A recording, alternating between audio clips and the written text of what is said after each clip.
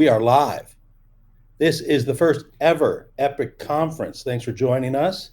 This is the first event of its kind, of literally a virtual symposium. We've got a ton of different guest speakers. We're going to cover a ton of different topics. It's going to be a really good afternoon and early evening. You'll be able to stream any of the sessions after the event if you're not able to catch them live. I'm here to discuss monetizing your brand through networking and through partnerships. And I have two sets of guests with me. I've got the Wild Type Girls, Lissa and Neptune, just like the planet. And I've got Mo from Tarantula Cribs. Welcome to our live stream, guys. Hello. Hello. Good to see you. How you Thanks doing, for Mo? having us. Doing great. So, all right. Yeah, we're all excited to be here. Yeah, I think it's going to be a really interesting event. Like I said, there's a ton of different topics, different tracks running at the same time. We've got a business track, industry track, YouTube, podcasting, marketing. I think there's going to be a lot of good, valuable topics and conversations. Personally, myself, I'm looking forward to streaming a bunch of the different talks after the fact so I can see what other folks besides just us are talking about. Yeah. So I want to give you guys a chance to introduce yourselves. This is 1,000% not about me here at Redline Shipping. It's more about you guys. So Wild Type Girls, why don't you give us a rundown on who you guys are, short little history, and what you're doing right now. Yeah. Hi, everyone. I'm Neptune the Chameleon. I'm not Neptune the Chameleon, but everyone knows me. I have one of the largest chameleon YouTube channels, TikTok, Instagram, focusing exclusively on chameleon care, but I'm also one of the co-hosts of the Wild Type podcast, which is the first female co-hosted girly reptile podcast. And so I'll pass it on over to my co-host. Yeah, and I'm Lissa's Lizards. I'm a reptile keeper of over 15 years. I keep about 10 different reptile species all across snakes, lizards, even one amphibian. And I also am the other co-host of the Wild Type podcast as well. So, what are the main platforms you guys are active on? Yeah. So for me personally, it's more TikTok. I have been on Instagram and, all of the meta stuff ever since I would say about 2017. But starting in 2021, I got started on TikTok and grew my platform to over 300,000 followers, which has been really exciting and fun. And I'm also looking to pursue more long form content on YouTube. But for now, short form on Instagram and TikTok has really been my bread and butter. I'm a jack of all trades. So I do long form YouTube, TikTok, Instagram, you name it, about 100,000 followers across all those platforms. As an old guy these days, I find it hard to keep up with all the different platforms. I got to tell you, I'm not on TikTok. There's a lot. It's hard. I admire that you pressed over 300,000 followers there. That's pretty incredible. Oh, thank you. I posted on Facebook yesterday. Hey. We're proud of you. Yes, I do have some interactivity on social media. Yeah. How about you, Mo? What's your background and how'd you get to Tarantula Cribs and where can people find you? Yeah. So my name's Mo. We founded Tarantula Cribs back in 2020, and at that time we had some tarantulas and we're just looking for enclosures, and we ended up making some at home, and we were like, hey, we should post this online. We did. And it kind of just blew up from there, 20 to 2025. And now we've had maybe about 60 or 70,000 orders.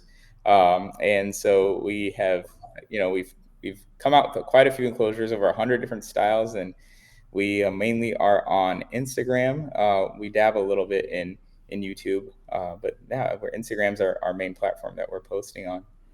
Okay.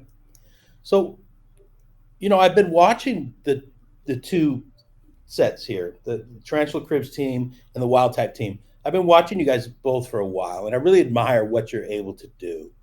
I've always been a guerrilla marketer type of person. I very seldom pay for direct advertising. Whether that's, Facebook ads, Instagram ads, back in the day it was Reptiles Magazine. But I like the guerrilla marketing aspect is what we used to call it. And that was when you work your networking skills and you create relationships with other people in your industry or in your hobby that can help you move forward, and you can help them move forward because it can be a cooperative effort. So what I kind of wanted to touch on today was this idea of working with partners or doing collaborations. working with sponsors, doing special projects and promos that are designed to help you move forward as a team or as a company, right? Because Wild Type, we have you more from the creator perspective. Mm-hmm. Right? You guys are creating content and creating those relationships. Mo, you're more on the manufacturing side, right? And so I think the opposing view of those two things can be really interesting. So, listen, Neptune, maybe you can touch on some of the partnership strategies and some of the collaboration strategies and projects that you guys have developed and worked on to help move the Wild Type plan as a whole forward for us. Yeah. We're in a little bit of a unique position in that we had individual platforms prior to starting the podcast, right? Neptune the Chameleon had been around for over 5 years. Lissa's Lizards had been around for over 5 years. We already had established followings and relationships with brands. So when we started the podcast, prior to even launching, we actually reached out to some brands that we already had worked with previously and like, hey, we've got this upcoming project. We think it could provide this value for your brand, for the community. Would you be interested in getting in from the ground up, right, and becoming a part of this? Yeah, which was really fun to already have that network. But that's not to say that, when we first started our individual platforms and our individual content creation, ventures, we developed that network in advance. So, she had her relationship with Pangea. I was also a Pangea affiliate. Before we started the podcast, we were affiliates with the BioDude. We've, been affiliates. I've worked with Panasonic and Google and Amazon and a whole bunch of different, we've all developed our network over time. And I think from the content creator standpoint, it's really important if you're a younger, newer content creator starting out to, reach out to those brands, because sometimes they're not always going to come to you. So it is important for you to reach out. I mean, I know she's got a great story with Josh's Frogs and all of that too, if you wanted to get into that. But Yeah. So, you mentioned Pangea, right? So they've been a sponsor of the podcast literally from our very first episode, even to this day. So shout out to the Pangea crew. But a cool opportunity that I've been presented with, and this is a scenario where the brand reached out to me, right. But I actually have a chameleon kit. So as I mentioned, I do chameleon care content. And there's no one really currently who's offering a all-inclusive bundle for chameleon care products. So you kind of have to pick and choose from different areas to, get everything that you need. So the Pangea team approached me and was like, hey, we want to do not just a chameleon kit, we want to do a Neptune the Chameleon Kit. Like with your name, your branding, you get to pick everything that's on there. Like I built out a blog tutorial, like it was a back and forth multi-month project, but now it is the top tier chameleon kit offering. And we've sold hundreds of them to chameleon keepers and have received nothing but positive, amazing feedback from that. And that was just like a really impactful, special thing that we got to do together. Yeah, for sure. What about your Josh Frogs adventure? I mean, you guys are mentioning some of my favorite teams in the reptile world. Yeah, I love those guys. Yeah, big like fans. Pangea's a great team. I love John and Matt. I've known Matt for 25 years, since he started Pangea. The nice thing about being in the industry for 30 plus years is you get to see people's evolution. Yes. Absolutely. Whether it's Justin Kobilka and who's now the king of the ball python world. I remember him as a teenager, right? Keeping ball pythons. Matt, I remember him starting out. I remember Josh's Frog starting out essentially just breeding dart frogs in his bedroom. How cool is that? I mean, even just hearing Mo that Tarantula Cribs only just started in 2020, that literally just blew my mind. I was shocked by that because I was like, "There's no way." What kind of ridiculous number did he just casually drop on us that he's had 70,000 sales? Right. Since 2020. That type of phenomenal success. And I want to get to that. I want to touch on that. Yeah. But Neptune, what was your relationship with Josh Frogs? Yeah. So I've been a fan of Josh's Frogs. Like I think one of the very first brands I purchased from, like my introduction from like the Petco PetSmart of like this is where you get your bugs. My first time purchasing bugs online was through Josh's Frogs, and it was through other content creators who had done their unboxing videos on YouTube. And this was pre-TikTok, right? Before any of that happened, and you just went to YouTube for our unboxing. I was like, oh, let me do Josh's Frogs. I think I maybe had 1,000 subscribers. I now have like 65,000, I think, on YouTube right now. And so I got my order, I unboxed it, I did a video, and I emailed Josh's Frogs. And I was like, hey guys, like I made this video, like let me know what you think. Like, is there an opportunity for us to work together? And they so very kindly were like, thank you so much for the video. We'll like stay in touch. And like that was it. And I was like, okay, which like I get it. It was a stretch, right? It was a long shot, but I just kept being consistent and posting content. And fast forward, I think when I was closer to like 10, 20,000 subscribers, I did another unboxing, and just being able to tag the brands, because like working with brands that you love, you're going to pay full price, you're going to use their products regardless if there's any partnership, is the best place to start, because that's genuine, it's authentic, your audience knows you've been pushing this brand from the beginning because you love them, not because you're trying to make a sale or anything like that. And that was true of Josh's Frogs. Fast forward today, I'm their only affiliate at this point, and we have a monetary relationship where I do get commission through sales, and like we have this partnership where I'm able to now be a like full-fledged partner with the brand.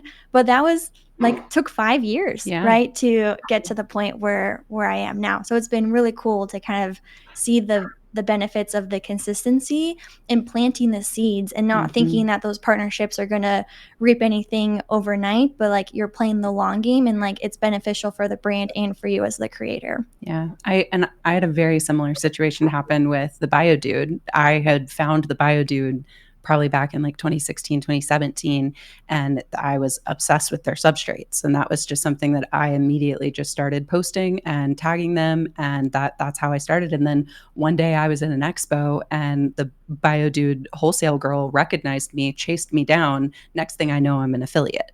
So, you know, it really is important, the consistency of posting your content, planting those seeds, even if, you know, they have no idea who you are as a new creator. Tag them, message them, email them, interact with their content, because that is eventually going to, you know, depending on how everything goes, that can plant those seeds and really get that networking started, and then they become familiar with you, you know.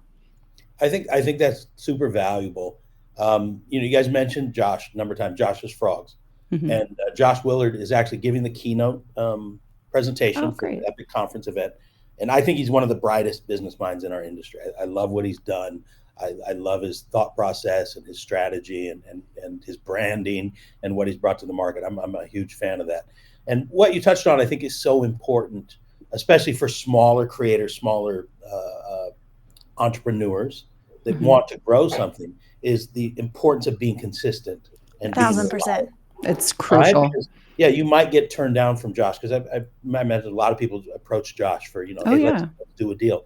And as a company, I get approached all the time. But it's hard to really know immediately whether this is going to be a fruitful relationship, whether this person approaching me is going to be somebody that is reliable and is consistent and can deliver to me not just what they're promising, but something of value. Absolutely. And so on the creator side, I do think that when you're working that networking side, there's not always an immediate payoff for it. Yeah. Not always an immediate gain. Sometimes it is a year-long or multi-year-long process as you develop that relationship. And really importantly, is when you go to shows, as you develop that face-to-face contact, right? You get your face in front of those other folks. And it could just be as much as swinging by the Josh Frogs booth and saying hi to Josh. Yeah. I mean, I met him for the very first time at the most recent Tinley show. I was like, hi, Josh, nice to meet you. I'm Neptune. And he goes, oh, Neptune. And like knew exactly who I was. And that's why it really comes down to like working with brands that you genuinely care about and products that you genuinely back and support, because you're going to promote those and post those and share that because you're excited and you want other keepers to reap the benefits of making their life easier or their animals healthier, whatever the motivation is behind why you're excited about this product. And that's infectious. We've all stumbled across those videos where you're like, oh, this is an ad, right? Like they're just trying to sell this, and you're like, okay, no. Versus like, guys, guess what? I just got my first online order of these bugs, or I tried this new substrate and it's actually like working really well and it's not molding, or like whatever it is that you're excited about. People feel that. That's content they want to engage with. And then brands are like, I want them, right? I want that same excitement for my brand. Yep. So absolutely. From the manufacturer side, like I said, I want to try and get Mo's perspective. Yeah. I really appreciate you coming on as a guest to our Thank you talk. for having me. And I really am not trying to gas you up, but what you've done is foundational, right? It's hard to overstate the importance of this category that you've created. For those that aren't familiar with the reptile and invert industry as a whole, inverts and spiders are probably the hottest category that we have on the animal side. Oh, wow. It's growing the fastest. It has a very dedicated following. There's already a number of established breeders out there that are doing great work. And above all, I love supporting great people doing great work. It doesn't matter what the segment of the industry is or what the part of the hobby is, whether it's on the animal breeding side, on the merchandise side, on the service side, on the information side, on the podcasting side. Great people doing great work. That's what I like to support. And so, Mo, I really have admired you for growing this Tarantula Cribs. Thank you. And so, from the manufacturing side, I know that you have different partnerships and relationships, right? And I think you have taken that kind of guerrilla marketing approach where we create these relationships and let them be mutually beneficial for both you and your partners. Can you touch on that a little bit about how you approach that strategy? Yes, definitely. So first of all, if we rewind a little bit, back in 2020 when we first started and we were trying to get our name out there, at that point, I wouldn't have expected the invert industry to be as big as it was. I knew I liked inverts. I knew that there was a community online, but I didn't realize how far-reaching that community was. And so when I was online and looking at the different YouTubers and all that, I noticed that I got kind of lucky because Tarantula Cat lives in the same town we do, and so I was like, it would be really amazing to have her as an affiliate. And so we reached out to her and got ghosted the first time because we had 100 followers. I love that. See, it goes both ways. It goes both ways, man. Exactly, it goes both ways, and so we had to try a few times. She didn't respond. We actually reached out to Richard, and then Richard did respond, and that's who was our first affiliate. From the Tarantula Collective? Yes, Richard from the Tarantula Collective. Yeah, yes. I love what he's doing as well. Yep. Again, so he was actually our first affiliate, and so we worked out a deal with him, and we wanted it to be mutually beneficial. So we offered him, just for an Instagram post, we offered him like a few $100 to make a post for us, and at that time we didn't really have a name out there. So he accepted it, and then that's how Tarantula Cat saw us, and so then we reached out to her again, and she accepted. So that's how we got our first two affiliates. And so Richard and Kat are, I think, the two biggest YouTubers for tarantulas, definitely in the United States. And I think Kat probably takes number one right now in terms of views for tarantula YouTubers in the world, tarantula specific YouTubers. So it worked out really well for us. About 40% of our sales come from using their affiliate codes. So it's a large portion. Wow. And I think that if we didn't have them, it would be a lot slower growth. And so we want to make sure that it is mutually beneficial. So we offer a good commission. And so they do quite well off of Tarantula Cribs, and we do well in return. That's fantastic. When I started Redline Shipping, by default, I'm thinking about shipping snakes and lizards and stuff. And that was really the eye opener when I saw, out of my top 10 volume shippers, like 6 of the 10 were invert folks, like spider folks. Wow, that's interesting. Yeah, I had no idea that people were crushing it in the spider world. Like it was just, it's exploding, and it's become so strong. I think it's the jumping spiders that really got some people. That's like the entry spider. And then they're adorable. So cute.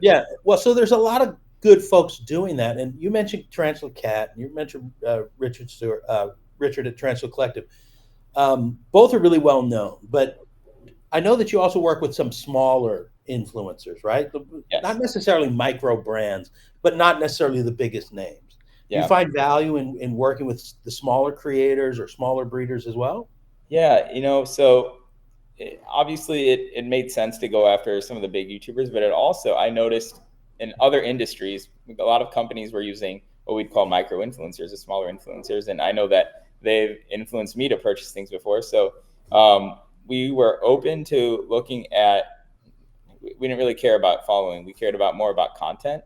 And so when we were just scrolling on our own and we saw something that really popped out, that people are making really solid content, it went both ways. So some people would reach out to us and we reached out to some others. And so we do have many micro influencers. One of the ones that stood out who had an audience that we weren't necessarily capturing was Daenerys, Mother of Spiders. Now she's like a 9 or 10-year-old girl who breeds and sells tarantulas on her own. And so we brought her on, and I think that has been mutually beneficial as well. And so it's not necessarily just about follower count. It's not about the reach all the time. A lot of times it's just whether your brands align and the content that comes out of it. I think I totally agree. The quality of content is truly the most important. And that's, speaking to anybody who's listening who is like an up and coming or new content creator as well, like focus on the quality of content, because truly that is of the utmost importance for sure. And even sometimes coming from in my past lives, the corporate marketing world, like it is a well-known fact that the micro influencers, the smaller influencers, smaller content creators oftentimes can have a much more dedicated and engaged audience than the larger creators. Just because somebody has, just say for myself, like say, I have 300,000 followers, that doesn't mean that I can convince every single one of those followers to buy the products that I'm using. It really comes down to your engagement, how connected you are to your audience, how much you're engaging with them as a creator. And oftentimes it is, like I said, like just a well-known fact in the corporate marketing world that the marketing or the micro influencers often do have the most dedicated, loyal audiences. So the conversion rate is a lot higher with, I would say it's a lot higher with some of the micro influencers like Daenerys, for example. Her following is very strong. Her people are really aligned with her brand. And so bringing her on brought an influx of tarantula keepers that weren't necessarily buying tarantula cribs, and made them into loyal customers. And same with, even Richard and Kat, they have their own followings too. Richard has his own way of doing things, and Kat has her own way of doing things, and they both attract different audiences. Richard has a very high quality photography, video background, and he makes like expert level videos and documentary stuff. Yeah. Super cool. That's really, really strong. And that attracts a type of people. And so bringing that side in, then Kat, on the other hand, is like the other half of the hobby. And she is more personal and has a very down-to-earth vibe, and that attracts a very loyal following. I would say Kat's following, she posted online, people are after it. So yeah, there's also something to be said for any brands who are listening, the value of investing in the smaller content creators, or really any content creators. Like, I don't know how much people think we make on TikTok and YouTube, but it's not a lot, right? It's enough to maybe buy your bugs for the month, but being able to invest in the people who are pulling in pet keepers or making tarantulas accessible and like, making people's fears come down of like, hey, maybe I can do this. Or they purchase the animal from breeders and then they feel comfortable and confident, through a chameleon kit or through a TikTok video or something. Like, there's so much value in that. And so being able to have brands support creators in that, yes, it's mutually beneficial, but it also helps keep us motivated, that we feel valued and can be inspired to like keep up the grind, because we're going back to that consistency is hard. It's a grind, man. Just keep doing it as best you can. I think one of the common traits that drives the smaller micro folks, as well as the bigger, Cats and the Richards and folks, is the passion that's involved, right? Yes. If you don't have a passion for it, it's going to be very difficult to be successful. Yeah, you have to love it. Because it is a grind, right? So you have to have a strong passion to do it. And then you have, Neptune, as you touched on a couple of times, you have to have the patience. Yes. Right? And you as a creator, as an influencer, as somebody looking to make that relationship, you have to have the patience and continue to be consistent, right? Continue to be consistent so that after time, that repeatability of you being there and creating content and being consistent with the value and appeal of the content is going to then eventually get you onto the radar of a Josh at the BioDude or Josh Frogs. Right. They're both Josh. Yeah. Yeah. Josh and the Two Josh Joshes. and the Pangeas, as well as bigger companies. Palm Street and Chewy are both actively looking for new influencers and creators that can help them spread their own story and reach deeper into the reptile world. Absolutely.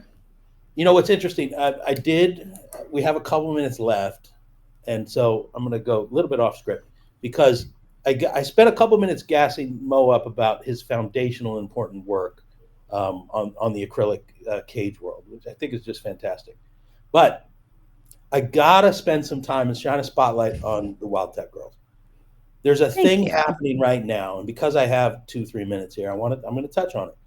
What you guys are doing is in the creation of your content and the branding that you're doing, right, and the presentation you're doing, you are driving new keepers and new hobbyists into our industry and hobby.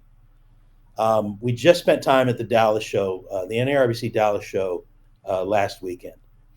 And between you guys and like Emily and Ed at Snake Discovery, you're driving these young folks into the reptile world, right? Because you're making this content, you're making lifestyle content, you're making reptile content, you're making caging content that's drawing in these young folks, especially, and I'm talking about young folks like 7 to 13-year-olds. Yeah. That are coming in and they're developing their own passion for what we do as an industry. It's so exciting. It's so exciting. What I've done for 35 years. We didn't have this kind of tool in the past, in the 1990s, literally the last century, that we do now. And so I really admire what you guys are doing with your content, with your consistency, and with your presentation. Thank you.